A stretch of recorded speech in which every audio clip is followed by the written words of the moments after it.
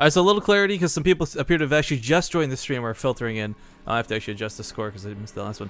We missed game 3 because the BattleNet chose to be really cool. Put me in the game like we see right now and this drop. No reason. No reason whatsoever. It happens all the time and it's something I wish they would freaking fix because it's a very persistent problem in tournament casting. You don't ask me, ask a lot of other people. It's a very common issue that I wish Blizzard would fix. But anyways, no negativity towards Take TV. I want to make that very clear before we start this broadcast. It's not a problem that they didn't remake. That's fine. But the problem was BattleNet dropping in the first place. So with that being said, and a bit more clarity shed on the situation, we're going to start this off, swap the scoreboards. We're actually ready to go here, so welcome back to the Acer Team Story Cup, game number 4, and Taeja on his way to that very successful all-kill. Again, if you're just tuning in, please understand, this is not just your typical best-of-9 scenario. Taeja has to all-kill today, or they are out. They don't have a single chance to get into the playoffs.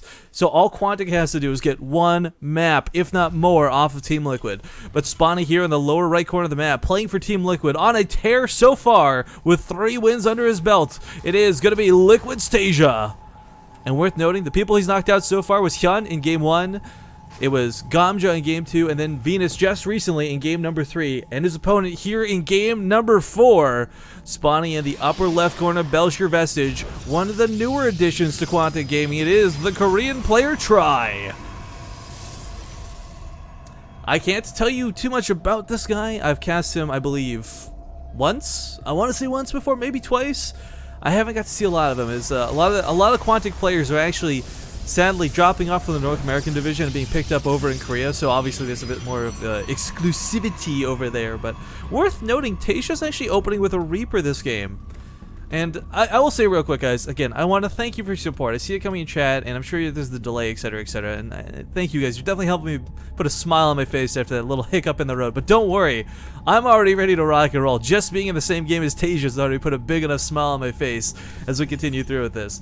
Now, this Reaper coming out is not going to cause damage. Everyone knows this. This result's going to get canceled to probably get the Nexus up sooner. Yep, cancel goes off, gets the Nexus up sooner. So he's going to have no units out initially to deal with this, which causes him the danger of maybe losing a probe. Maybe. But oftentimes not even the case, because the Mothership Core comes out, there we go, Chrono Boost even coming down on it, and that will kill the Reaper if it decides to stay around and attack. However, that being said, the Reaper's not really here to try and attack. He's here to scout. He needs to see where a third pylon goes down, if the Nexus is made, whether there's going to be a Stargate versus a Twilight Council. All of these things are incredibly important. Now, worth noting, we didn't get to watch Game 3 together, but I'm hoping some of you guys went over to Take TV stream and saw that Venus, a Protoss player of great skill, just came against Taeja. And despite the fact that he had Colossus and he had all the wonderful things you need to deal with bio available to him, Taeja with some good drop micro really just dismantled him. But here in Game 4, looks like Tri will be doing the same thing. I gotta say, I don't like this. Colossus openings versus Terran. You go for that bio for someone who decides to put in, 5 racks, 3 racks, something early on, right?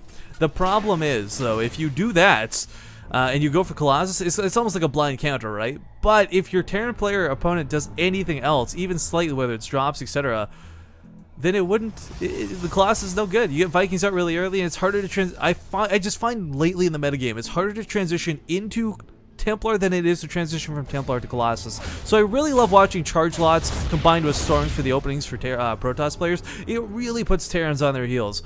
But for now, it looks like Taeja's not going to have anything too crazy to worry about. No probes have gone down, I believe. Yep, nothing killed just yet this game, so we haven't missed first blood while I was rambling. Stim pack is starting up here for Taeja, but no engineering base, so I don't know if he'll necessarily go for that push. We'll probably see like 6 Marines push out a little bit to the middle of the map for some control around the watchtower, because of course you can use the high ground vision here to basically cancel out that bonus range Stalkers have versus Marines. Ooh, probe. Oh, gonna put a pylon down, maybe.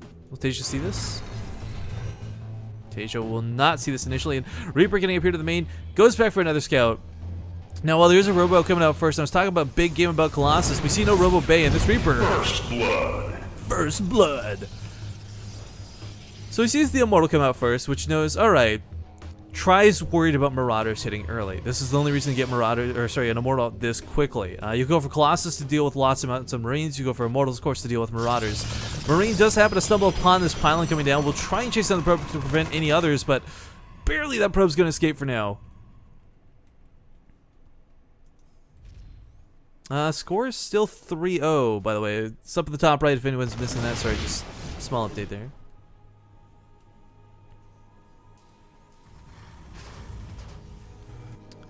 But yeah, try getting a warp prism. Ooh, actually, this could be kind of cool. This is something I've seen Puck do, and I really like it, but it doesn't work so well in Belshire, I find. Taeja gonna bunker up like crazy at the front of his base, expecting a push due to seeing the Immortals out early, but what's probably gonna happen is that Warp Prism will carry the Immortals up to the main, be a bit harassive. Of course, Warp Prism with speed is so incredibly hard to chase.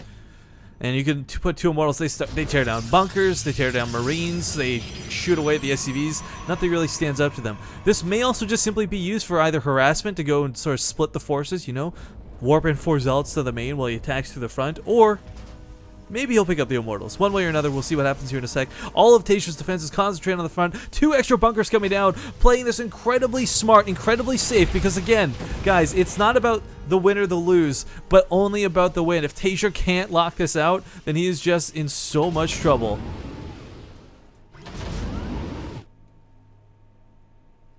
Alright, well, gets a couple Zealots here. Oh no, not in the vision of Taeja. Oh. We got 1 Marine inside the natural base over there, but it doesn't matter. A couple Zealots going to wreak havoc on the mineral lines. Taeja cannot afford to pull too much. Salvaging one of the bunkers, maybe thinking the pressure on the front's not going to be there. I just hope he doesn't salvage all the bunkers. He's got to make sure not to give up on that defense too early. Of course, bunkers can be salvaged at any point. It's not like there's a time limit on them, so you know, worst case scenario, he scouts this out and sees then that it's safe. Much power, more power to him. But the Robo Base coming up here. There's no double forge with this. Okay, now there's the double forge. Never mind, I take that back. So I was going to talk about how that wouldn't be quickly for Colossus, but he's going to certainly need them. He's seen the Bioforce that Taeja has. As he had a good chunk of Marines and a Marauder respond to him in the main. But the big thing for Try through that little poke, he didn't kill a lot of SCVs, right? Or Control R, there we go. If I could press buttons.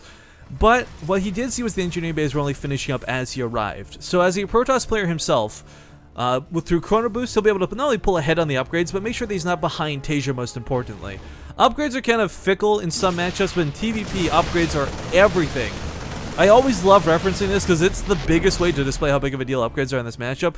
Rotterdam has that VOD out there, is really popular, of him with 3-3 Zealots versus 1-1 Marines, where he just A moves and tabs out of the game and manages to win, because that's how powerful upgrades can be.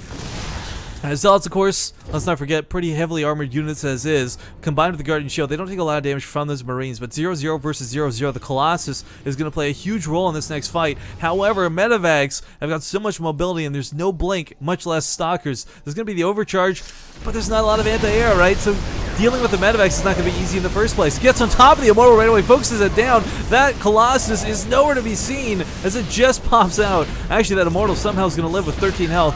Backs on out of there, though. When goes off on the Mothership Core, doesn't quite kill it, but it's so squishy now, and that energy is really important. He can't afford to lose this before he gets another overcharge off. Sorry, trying to put my mouse too far to the bottom, but continuing with the harass, he hasn't given up. It's constant Zealot warp-ins over here on this side of the map. Finally, the warp prism gets cleaned up by that Viking, but pushing in one more time, the overcharge never wore off. So a little bit preemptively out of Taeja.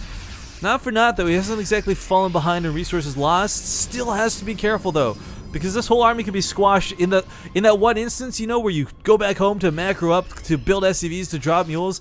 That's when your army's got out of position. That's when you could lose everything. But no Chronos coming down on the forges for now, using all on that Robos to get that thermal lance out a little bit quicker. Yeah, I don't know, man. I think upgrades might be a little more important in this particular situation. Again, Colossus are pretty easy to deal with, because here's the typical situation, some context, I guess, if you want to call it that. Vikings come in en masse to deal with the Colossus, but oftentimes the Vikings are picked off by the Stalkers trying to get in range of those Colossus. But what we don't see are any Stalkers out of Try. He's got two sentries. There's not enough anti-air to deal with a Viking follow-up, if it even gets to that point, because we got a really big push coming up here from Taeja. Alright, couple Zealots gonna get picked off here initially. Photon overcharge does get popped, and forced on backwards is Taeja, so a little unfortunate. He can't continue to push for the time being, but more unfortunate for him, this is the time that Quantic's Try needs to get Blink out, to get that thermal lance finish, to get a way to protect these Colossi.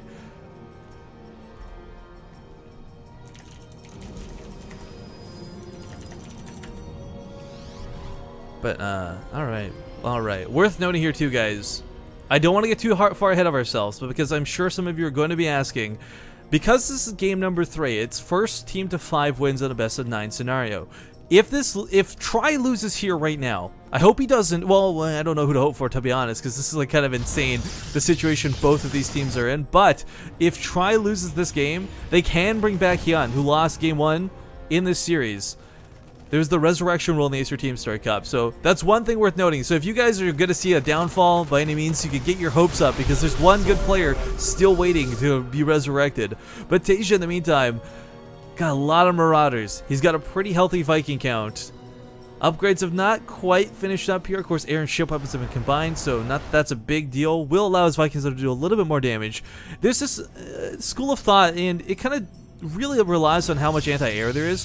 If you go for the armor upgrades on the Vikings, sometimes that's the difference of getting an extra volley off, and a whole extra volley of 14 damage times 2 is worth more than the upgrades themselves. But if you go for massive amounts of upgrades and can one-shot the Colossus before any of the Vikings go down, more power to the Vikings. So Taeja's going to go with the aggressive route here and go for those weapon upgrades instead of armor. I kind of like armor too because it benefits the medevacs, but that's a whole nother can of worms, as there's no real need to protect them at the moment. But with storms coming out in none too much time, we got the Templar Archives finishing up. The longer Taeja waits to try and get something done, the more tech Tri's going to have, the more capability he's going to have to hold this off and potentially shut Taeja down. Beautiful Zealot Warp in here, not a huge investment, 300 recent SCVs, no charge on these Zealots, but they are 2-2, so they're going to not cleaned up very easily. As we see, it takes a lot of shots from these Marauders to even kill them. That is, again, 3 armor on these Zealots, the power of them, if you will. Marauders scores hit for 11. Damage gets reduced pretty heavily, but... Alright, little bit of a stim. Doesn't stim his entire army. Testing the waters for the time being. Moves forward with the Vikings to try and find a good spot to engage these Colossus. Tries to be careful, though. These Colossus are his lifeline at the moment. In a worst-case scenario, he washes the army, right? No, actually, in a worst-case scenario, he loses the game. But what he wants to do is try and at least equalize the forces, but the Colossus being volleyed down so quickly by these Vikings. And this is what I was talking about, guys. There's not enough anti-air. Where are the Stalkers to blink underneath this? Every single Colossus goes down, and now the Vikings have nothing really to oppose them. They can pull back, they can land on the ground to assist the bio. Actually, these Zealots are pushing this back pretty hardcore. There's not a lot of Marines with this. I didn't even realize with such a heavy Marauder force, he actually can't contend with the Zealots too well. Not that the Zealots will necessarily kill him, but he doesn't have the DPS to kill the Zealots at the moment. So even though he wasn't able to push in here, knock down the 3rd, killing the army, getting the Colossus, every bit worthwhile for Taeja, because not only Colossus expensive, they're very slow tech units. And what I mean by that is that even if you chrono them out, they take forever to rebuild. Now we've got Storm finishing up. That additional level of AoE will have Archons with their splash damage, Colossus and Templar. But until then, Taeja's just going to take a fight on the ramp here. There's nothing forcing him to spread. He can literally just move in, and he's going to do that. Gets on top of the Immortals. The last couple of Stalkers go down, and then Archon doesn't stand a chance. There's not going to be an overcharge here by any means. This Nexus is absolutely forfeit. Small counterattack while this is going on, worth noting, but Taeja, not any real danger. His production will eventually come out and clean up these Zealots, but how many working skills so far this game? Doesn't matter. Good game is going to be called. Team Liquid now puts Quantic on their last life as they go 4-0 against Quantic Gaming. Taeja making it happen on his way to an all-kill. I need to remind you guys, though, it's probably going to be Hyun that comes out next. Oops, sorry, you didn't see that. That's for a joke that's supposed to come later. I'm guessing Hyun, one way or another. This is the last chance of Quantic Gaming